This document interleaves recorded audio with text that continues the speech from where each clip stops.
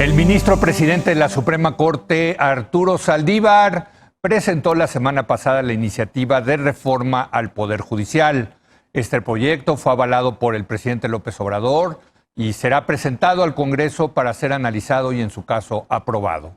Para hablar sobre la iniciativa presentada está con nosotros Saúl López Noriega, nuestro experto en materia de la Suprema Corte, académico del CIDE. ¿Cómo estás, Saúl? Muy buenas noches. Muy bien, Leo. Buenas noches. Gracias por venir. Dinos, ¿cómo viste en general una primera análisis en lo general de esta...? Creo que en lo general tiene 3 puntos muy positivos la iniciativa de Saldívar, del Poder Judicial, y que la hizo suya el presidente López Obrador.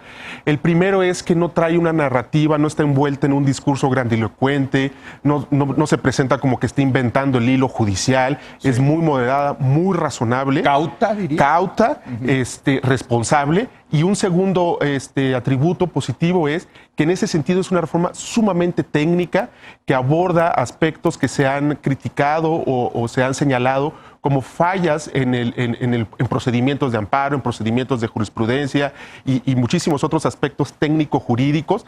Eso es la iniciativa. Es una iniciativa que trata de ajustar tuercas, tornillos de la maquinaria judicial en 2 grandes ámbitos. Uno es el tema estrictamente jurisdiccional y otro muy importante, que si quieres ahorita lo desmenuzamos, que tiene que ver con la carrera judicial y todo lo que tiene que ver con la administración de los jueces.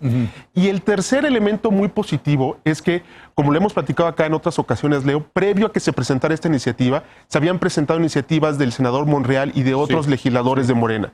Y en estas iniciativas un elemento en común era enfocarse en la duración del cargo de ministros y en el número de ministros que iba a haber, lo cual despierta muchísima preocupación por la eventual captura que eso puede implicar de la Suprema Corte y de otras instancias del Poder Judicial. Ahorita son 11 ministros. 11 ministros que duran 15 años. Monreal propuso aumentarlo, creo que a 15 ministros, y reducirlo a 6 años el cargo con una posibilidad de reelección de los ministros. Es una locura eso. Esta iniciativa no aborda ese tema, no aborda el tema de la duración de los cargos ni el número de ministros. Nada más por dar una idea, en Estados Unidos son 9 ministros y son de por vida. Son de por vida. Así es, para darle, los constitucionalistas estadounidenses lo tenían muy claro, darle certidumbre. Certidumbre y tener la certeza de que puedes tomar tus decisiones de manera autónoma y no por ello pierdes tu chamba, como Justice en Estados Unidos, ¿no? Así es. Correcto. Entonces creo que serían esas 3. Es una propuesta moderada, se enfoca en aspectos técnicos, es muy responsable en este sentido. Puede haber algunos aspectos que no gustan, pero es dentro de un debate técnico. Y la tercera es que no hay una moneda de cambio de impulso mi reforma, pero cedo en autonomía, cedo en Eso no sucede. Entonces, por lo que estás diciendo, parece una buena iniciativa. Sí, de hecho, digamos, a mi juicio, y lo hemos discutido también acá, yo creo que el ministro presidente Saldívar ha cedido en su autonomía narrativa. Si uno lee los discursos, si uno ve sus redes sociales y demás, pues su discurso es una calca de la cantaleta de López Obrador en las mañaneras. Creo que en ese sentido ha cedido. La pregunta interesante, creo, en términos políticos, de estrategia, es si el ministro presidente ha cedido ese aspecto no menor a cambio de tener el control, en primer lugar, de confeccionar una iniciativa que claramente, digamos, son preocupaciones de él, desde que era litigante amparista, son preocupaciones de él, diseñarla, presentarla y esperemos que sea aprobada en los términos que él hizo. Es interesante, ¿no? Porque lo que estarías diciendo es que Arturo Saldívar estaría siendo un político bastante eficaz. Tiene mano izquierda. De que por un lado en la retórica dice unas cosas, está muy cercana a la 4T, etcétera, pero en la sustancia sí ha defendido la autonomía del Poder Judicial. Sí. Sería un buen político. Sí, y creo que, digamos, habría que ver cómo avanza su presidencia, pero, digamos, creo que esta iniciativa balancea un poco la imagen que se estaba haciendo de él en varios sectores, no solo de abogados, de, oye, ¿qué está diciendo el ministro presidente? Ya habla igual que AMLO y todo. Bueno, tal vez sí, pero su iniciativa... Incluso yo escuché algunas críticas que decía, ¿por qué fue el ministro presidente a la mañanera a presentarla? Le está haciendo el caldo gordo a López Obrador. Mucha gente seria me lo dijo, ¿no? Sí. Y bueno, pues lo que tú nos estás diciendo es, bueno, pues que vaya a la mañanera y la presente. Lo importante es la sustancia, lo que viene allá adentro, lo que se va a reformar.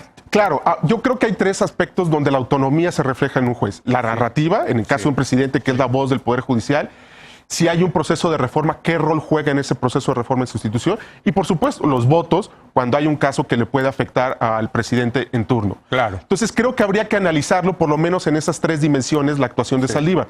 A mi parecer, en la narrativa cedido autonomía, en este proceso de reforma no, está controlando la iniciativa y es una iniciativa en general buena en términos técnicos. Y el último aspecto, a partir de este año van a empezar a resolverse ya casos de políticas públicas impulsadas por el gobierno de AMLO, y será otra esfera en la cual... Bueno, ya hubo uno, ¿no? Lo de las remuneraciones, que lo platicamos contigo, que fue contrario al gobierno. Fue contrario al gobierno gracias al voto de Alcántara Carrancá. Exacto. Bueno, vámonos ya más a desmenuzar, digamos, la reforma. ¿Qué primer aspecto resaltarías? Las cosas positivas que yo veo es, primero, hay algunas cuestiones como la jurisprudencia. Creo que todo mundo más o menos ha escuchado. Para crear jurisprudencia se necesitan 5 sentencias en un sentido. Se elimina eso, se sugiere eliminar eso.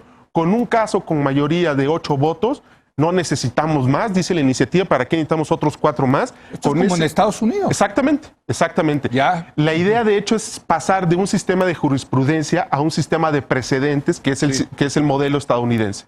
Eso es algo muy positivo. Otra cuestión, vía amparo, se había establecido en el 2011 la posibilidad de algo que se llama declaratoria general de invalidez, que es si en 5 casos ya se dijo que es inconstitucional algo, pues ya lo declaramos inconstitucional para todos, aunque no metamos un amparo. Ahora, con un caso se puede echar a iniciar el proceso de la declaratoria general de invalidez. Eso también es muy positivo, ahorra costos institucionales. La gente que no podemos pagar un amparo, que no podemos ir, podemos ser beneficiados eventualmente. O sea, con que una persona gane un amparo, eso ya protege a las demás personas. Si inicia un procedimiento para eventualmente proteger a todos, en su caso. También es como en Estados Unidos. Exactamente. Y otros 2 aspectos muy positivos es que se enfoca muchísimo la iniciativa en la carrera judicial. La carrera judicial, digamos, pareciera es algo medio árido.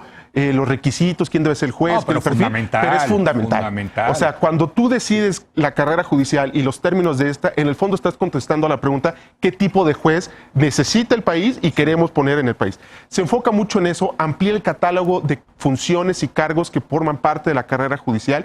Es algo que vale la pena subrayarlo. Inició Saldívar estas tareas le inició Saldívar desde al iniciar su presidencia. Ahora se formalizarían muchos de estos cambios, se ampliarían muchos otros más.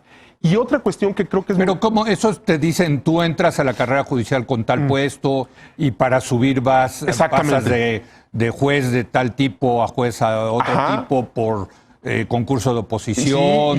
Y abajo hay escuelas. Y antes de ser juez hay secretario proyectista y hay muchísimo. Y hay toda una escalerita. El único cargo que no se puede conseguir bajo la carrera judicial es la Suprema Corte, ¿no?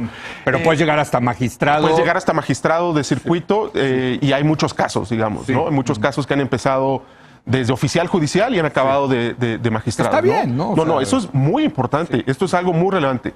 Claro, algo importantísimo subrayar. Una vez si se aprueba esto, la chamba de implementación que implica es muchísima, ¿no? ¿Se necesita lana, dinero, mucho pensaría dinero? Pensaría que sí, habría que hacer números, pero se necesita mucha chamba ya no solo de reformar, sino implementar, hacer políticas públicas judiciales al interior del Consejo de la Judicatura.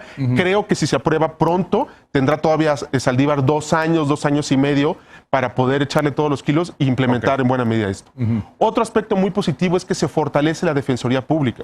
Ya existe la Defensoría Pública, pero a nivel federal. Sí, claro. Todo esto es a nivel federal. Todo esto es justicia federal. O sea, la gente que no puede pagar un abogado para defenderse. En materia familiar, por ejemplo, un amparo en materia familiar, se puede ir a la Defensoría Pública. Es algo que ha existido, pero en buena medida los logros de la Defensoría son por atributos personales de un abogado de oficio, que es muy bueno, es muy comprometido, pero lo que ha faltado es una política pública para mejorar la institución. En este caso se pone mucha atención en la Defensoría Pública y se hacen varias propuestas para fortalecerlo.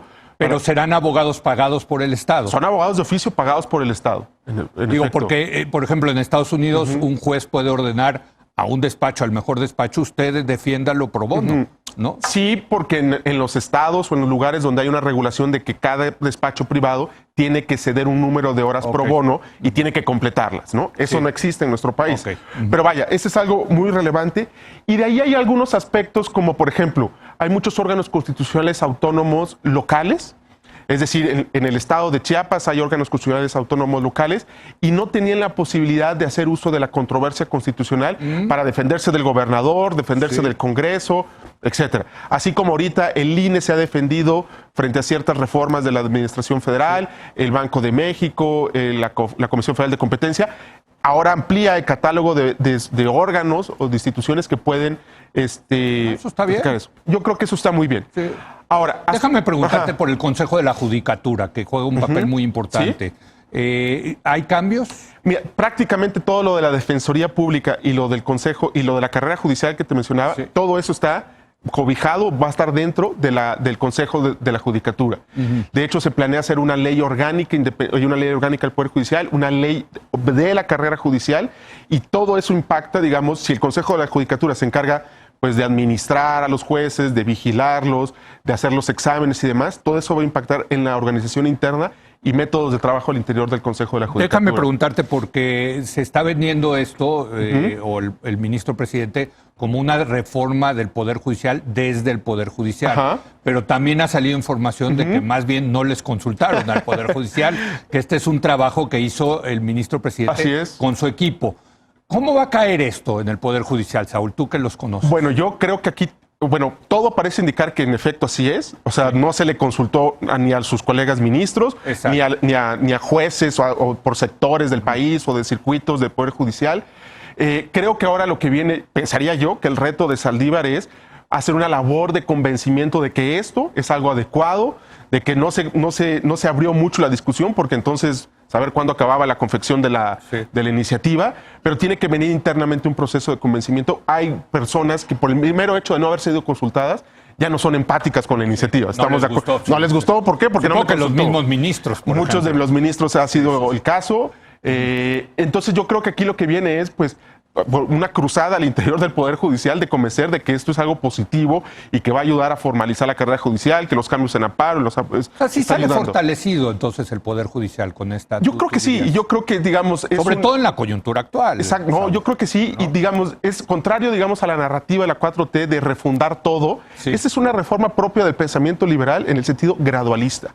Se modifican y se mejoran ciertos aspectos del Poder Judicial muy importantes. Cuando digo gradualista no estoy ninguneando la calidad de algunas propuestas, pero es una cuestión de que no ignora todo lo que se había hecho antes y se va mejorando justamente con algunos ajustes de tuercas, tornillos de la maquinaria judicial. ¿Algo más que agregar, Saúl? Mira, me preocupan algunas cosas. Una en concreto rápidamente. Se dice que cuando hay un amparo, un caso que afecta derechos fundamentales o toca temas de importancia nacional, se puede romper el proceso aleatorio de distribución de casos al interior del Poder Judicial y el Consejo de la Judicatura puede designar que ese caso, piensa Aeropuerto, Dos Bocas, lo que se te ocurra, se puede enviar a un juez determinado. Ah, caray, ya no es por lotería. Ya no es por lotería. Y ahí, digamos, el caso de derechos fundamentales puede, te lo compro, pero, o sea, tendrían que definir de manera muy puntual qué es un tema de impacto nacional o de interés nacional y que ese es el motivo para poder romper la lotería y tú puedes decir discrecionalmente estos casos o todos los casos de amparo de funcionarios públicos por la ley de remuneraciones se va con tal. Eso es muy delicado. La lotería es algo... Y así está ahorita. Así está ahorita, así está planteado. La lotería es algo que ayuda muchísimo a eliminar eventuales procesos de arbitrariedad o casos de arbitrariedad y es una de las cosas que a mí no me convence. Sí está preocupante esto. Ahora, también hay que decirle a la gente que pues esa la iniciativa la va a mandar el presidente. Así es. Y el Congreso puede hacerla trizas. Puede hacerlo a un lado y cambiarla por completo, ¿no? Y puede ponerla de Monreal. Es extremo, yo creo que claramente va a ser un cambios constitucionales. Cambios constitucionales. Bueno, ahí sí necesitarías dos terceras partes de los congresos. Y algunos cambios legales y sacar un par de nuevas leyes, como la ley de carrera judicial. O sea, este es el primer paso, ¿eh? No quiere decir que esta va a ser la reforma. Y creo que habría que ser muy cuidadosos y seguir la discusión que se dé en el Congreso. Si sale como está acá, es buena. Algunas cosas como esto que te mencionaba me preocupan, lo del interés de romper la lotería por casos de interés nacional, pero hay que tener mucho cuidado de que no haya mucha mano aquí de los legisladores y no acaben con ese trabajo técnico fino, o en su caso, que hagan contrapropuestas en el mismo escenario, técnico fino, ¿no? Bueno, pues te estaremos molestando entonces, Encantado, Saúl, para Leo, que nos para- vayas diciendo cómo va esta discusión. Por supuesto, con mucho gusto. Gracias a Saúl López Gracias, Noriega, Leo. gracias. Hacemos una breve pausa. Viene Alberto Nava Garcés para hablar del proceso jurídico que se seguirá en el caso de Emilio Lozoya. Regresamos en un momento más.